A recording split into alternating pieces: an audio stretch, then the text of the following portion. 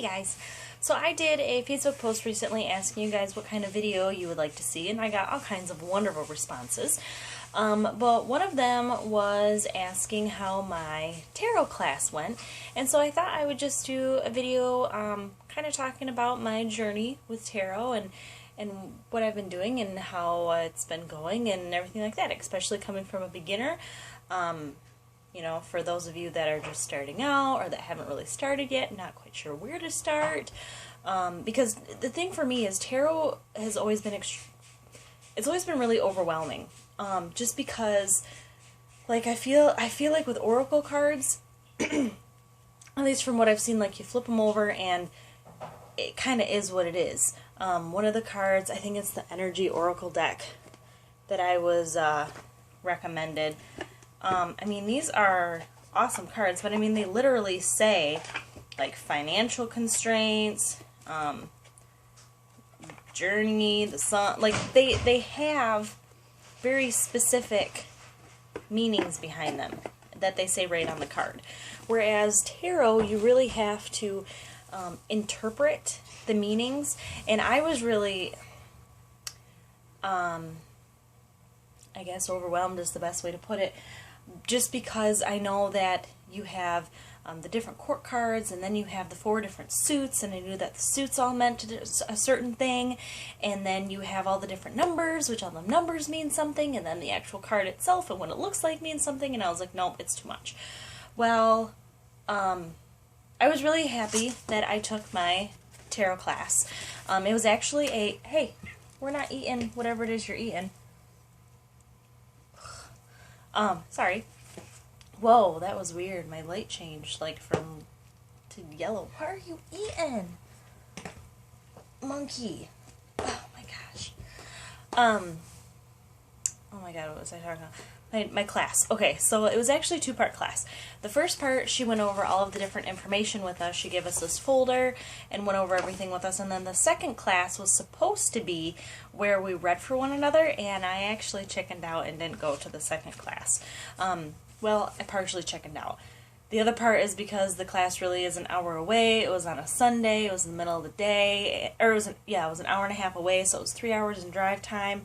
And I really cherish my weekends, and so, and I did have to pay for it, and so I was like, well, you know what, I got the information that I needed to start myself, so I figured I would take that information and read for family, friends, loved ones, that type of thing, to get myself used to reading, instead of reading for complete strangers and being super nervous about it. So, in my tarot class, one of the things that she told us to do, which was awesome, was to do a daily tarot spread, or a daily tarot card.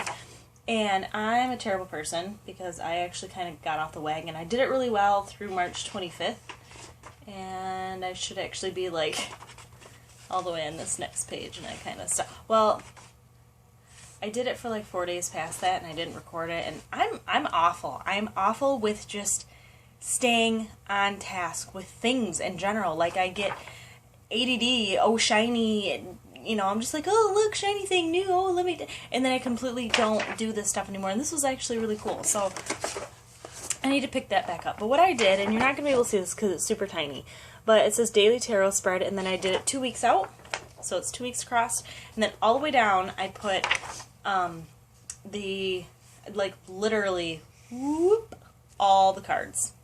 All the way down, all 78. And then I took a highlighter and highlighted each, for each day, which card I pulled.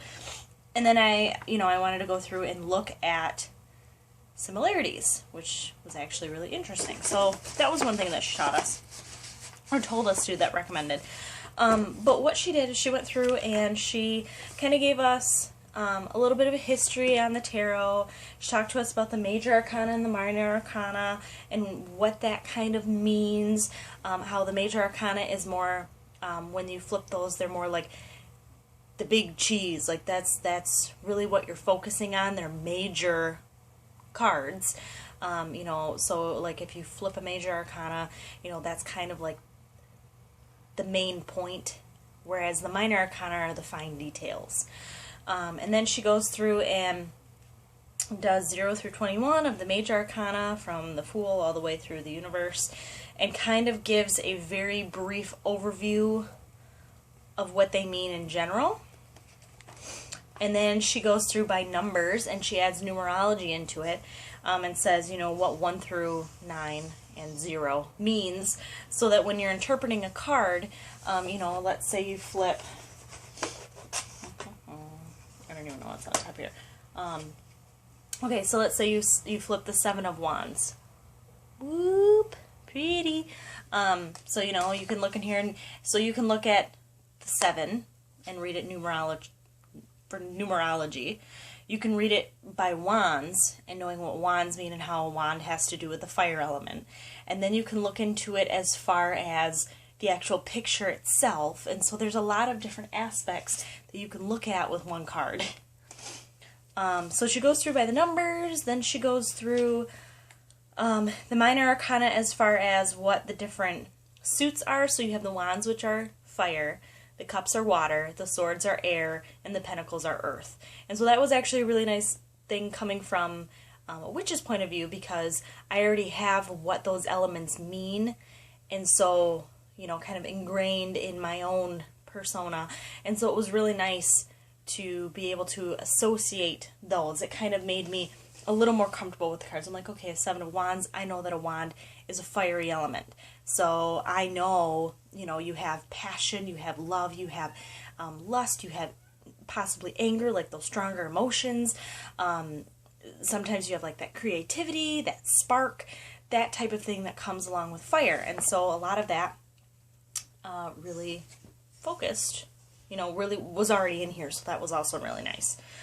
So then she went through, she kind of sort of touched on the court cards, which is one that I'm still kind of meh on, is the court cards. The King, Queen, Knight, and Page.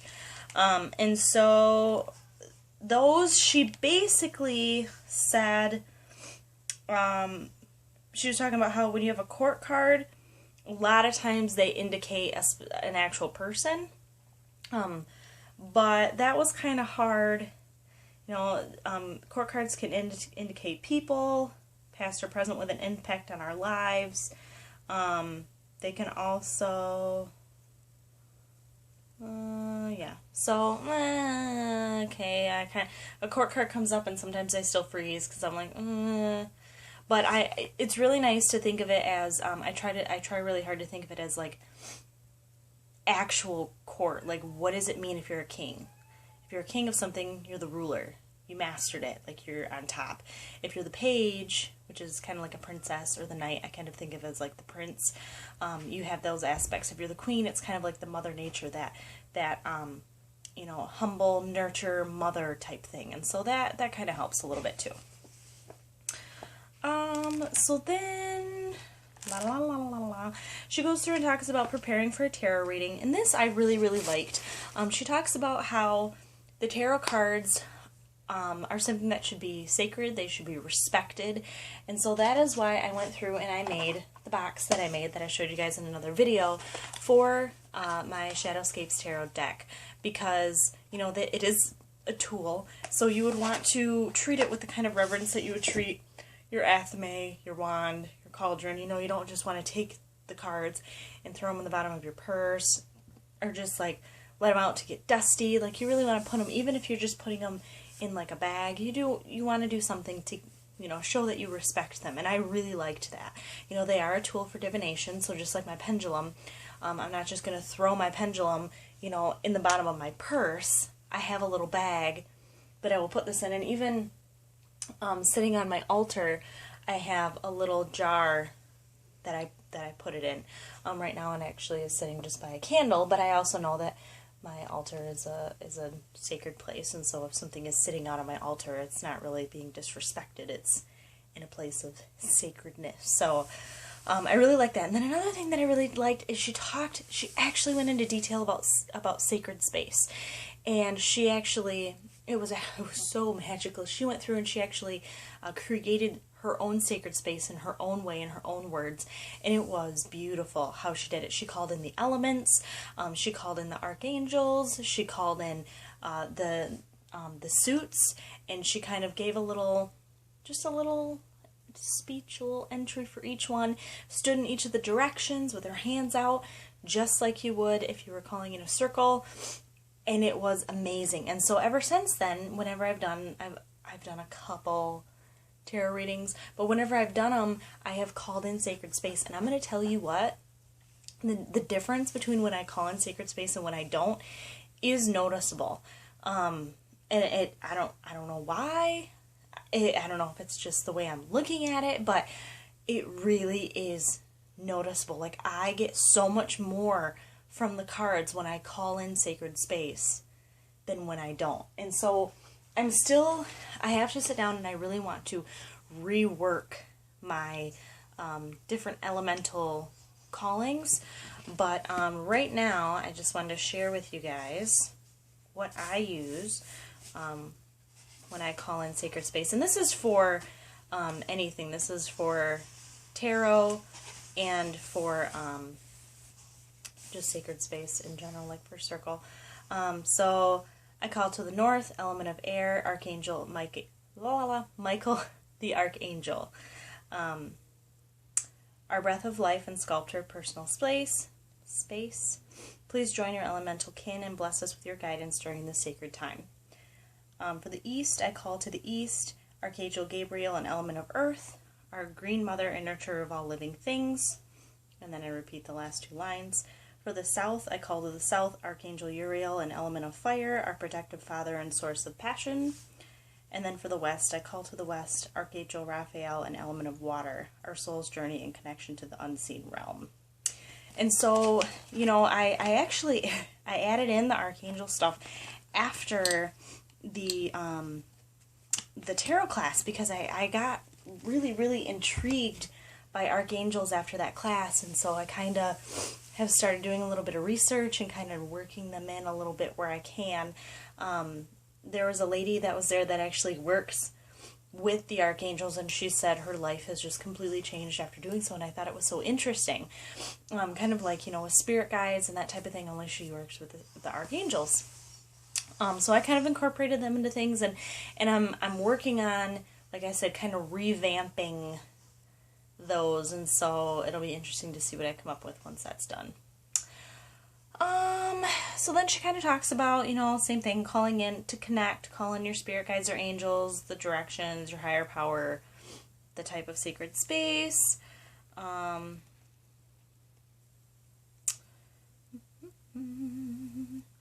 Another thing is she talked about cutting cards and how some people cut cards and some people don't, and that you really want to find your own way on how to cut the cards, but whatever you do, you want to make sure that you get into a routine and you do it the exact same way every time and really get into a rhythm with your cards. And so what I've found is that I will shuffle my cards just like I do a deck of cards. You know, I'll go through and shuffle them.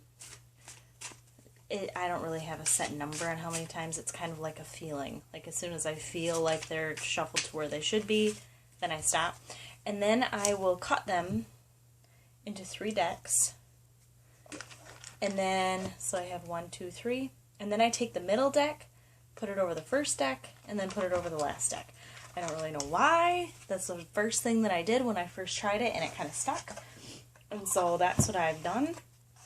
And then when I have other people that I do readings for, I have them cut it into 3s, and then I pick them up and do it myself because it's nice to get their personal energy into the deck. And then she goes through and talks about the spreads. Another thing that she talked about was how to rid the cards of energy between each reading. There was one of the ladies at the store that actually knocks on her deck. I actually like to kind of wipe them off, like it's kind of like I'm energetically brushing the energies off of them. There's a lot of different ways to do that, so I thought that was really interesting. Talking about, I mean, the same thing that you would do like after a Reiki session or after magic or anything like that, you know, really just kind of like cutting the ties with the energies that are there to be able to use that same item for a new purpose the next time. And then she goes through, like I said, and starts talking about the different tarot spreads. She went through the one card draw, which is kind of like the first of the day type thing, and you can use it at any time. She talks about the 3 spread, which is basically the past, present, and future. The 5 card spread, which is foundation, past, present, future, and outcome. And then this is my personal favorite, and the one that I've been working with is the Celtic cross spread. And that's one that a lot of people are probably very familiar with, and that is that spread right there. And so that really goes through and gives you a lot of detail about your situation.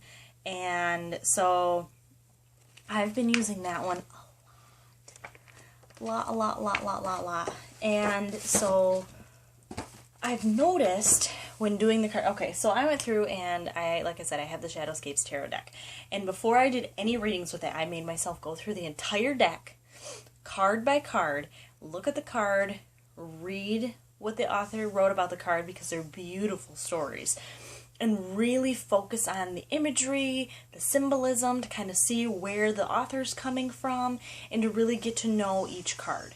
Not memorize them, but to spend time with each one. And that took me about a week to get through the whole deck, because I didn't do it all in one sitting. So then afterwards, you know, I started doing readings, and I noticed that I would start out and, you know, I would kind of freeze. Like, I'd flip over a card and I'd have an intuition, like a gut feeling, and then I'd be like, no, and I'd go to my book, which I told whoever, you know, I read from my husband, I read from one of my really good girlfriends, and I'm like, I'm just going to tell you I have my book right here, because if I get stuck, I don't really know what to do with it, so I'm going to go to the book. And there's a lot of times where, like, the book answer really didn't make sense, but what I initially thought did. And there was one card, and I will probably never find it in the time that is actually going to work for this video. But I want to, it was cups, because it had fish, and I remember reading what it was for this one.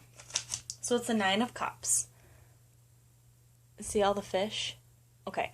So for the 9 of Cups, I don't remember what exactly it said in the book, but I was like, I kept telling her, I'm like, I don't really know, I'm going to come back to this card, because it was supposed to be the foundation card, and I'm like, because the higher set, like, it went from, her strength, you know, and after everything, and after the whole reading, because I like going through and putting all the cards face down and then flipping them as I go, and we initially thought it was about her job, and once I got all done, I was like, can I honestly tell you what I think this reading is about? And it was really about her relationship with her current boyfriend. And afterwards, she told me that, you know, she actually has been kind of thinking about, you know, whether or not she should stay or go or whatever. And so, it was nice to be like, this worked. Like, this whole thing actually made a lot of sense. And so this card, while initially whatever was in the book didn't really make a lot of sense for the spread, when I looked at it, I saw friends and family. I saw, you know, you have your mermaid, who was her, and then I saw all the fish around her that were glowing, being her foundation, being friends and family that were keeping her strong. And then this up here being the light at the end of the tunnel, being, okay, you know what, you have your friends and family around you to guide you, to help you for whatever you need.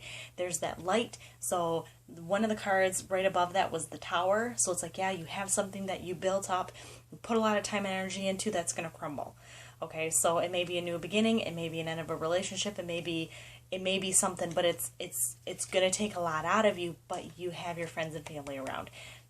The book said nothing about that, but that's how I went with my intuition. And once I stopped questioning myself, once I stopped turning to the book for every question I have and just focusing on the card, and more so focusing on my intuition, I really feel like I have guides that are kind of like ding, hello, this is kind of what this card means for that time. Because it made a lot of sense. And so that's one of the biggest things that for anybody that is doing tarot or starting tarot or beginning it is to try not to go by the book all the time. I understand, trust me, because I feel like I'm doing it wrong if I'm not going by the exact book answers, but everything makes so much more sense and everything flows so much better if you go with your initial gut. You know, instead of kind of like, well, this is what I think, but let me check the book. Oh, well, the book says this, so I don't really know if that, I don't really know if that's what that means now, because this is what the book says. It kind of muddles everything, kind of makes it confusing, and so go with your intuition. It's much easier. And practice with friends and family that aren't going to judge, because that makes things a lot easier, as opposed to somebody that's like, well, you didn't tell me my fortune, and you didn't do this right, and you don't know what you're talking about, because that is one of the biggest ways that's going to make you stop reading. So, so yeah, that was my tarot class, and that's what I'm doing with tarot right now, and I love it, and I really feel like, I mean, this may sound strange because I just started, but I really feel like it's something that I could become really good at. Just because I feel like once I let go of the book, I have really good intuition when it comes to the cards. And I don't feel that a lot with other things.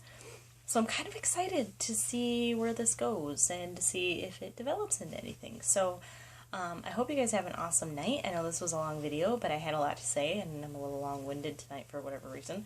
So yeah, you guys have a fantabulous evening. And I will see y'all later.